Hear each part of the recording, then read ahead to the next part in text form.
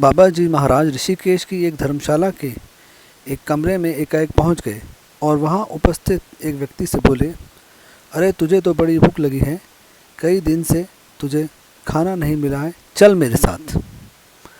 और एक दूसरे कमरे में उसे ले जाकर गर्मा गर्म भोजन से पूर्ण एक थाली के पास बैठा दिया। उस भूखे व्यक्ति ने भरपेट प्रसाद पाया। बाबा जी देखते रहे और जब वह निपट गया तो परम अनुग्रहित होकर उसने महाराज जी के चरण चापने प्रारंभ कर दिए। तभी महाराज जी ने उससे कहा, पुलिस तेरा पीछा कर रही है, जा यहाँ से भाग जा, पहाड़ों हिमालय से होते तिब्बत की ओर निकल जाना।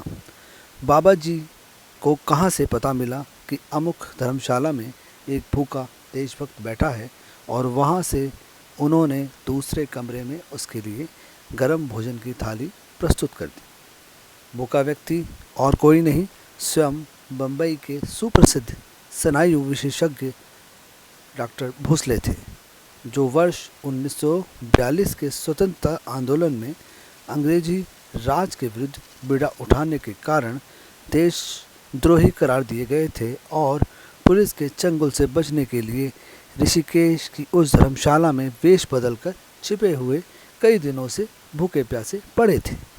एक देशभक्त को उबारने हेतु ही बाबा महाराज वहां पहुंच गए और वहां उनके लिए भोजन की थाली सृजित कर उन्हें तृप्त भी कर दिया और सुरक्षित भी।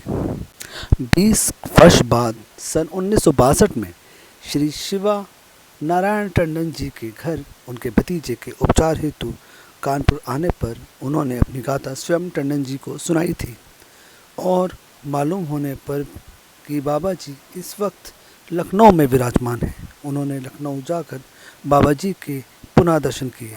वहाँ बाबा जी के चरण चापते 20 वर्ष पुरानी स्मृति उनके मस्तिष्क में कौंध गई कि तब भी तो बाबा जी की स्नायु स्थिति ऐसी ही थी और वह कहे बिना ना रह पाए कि बाबा आपकी स्नायु स्थिति आज भी पूर्ववत ही है, एक युवा की तरह। राम राम।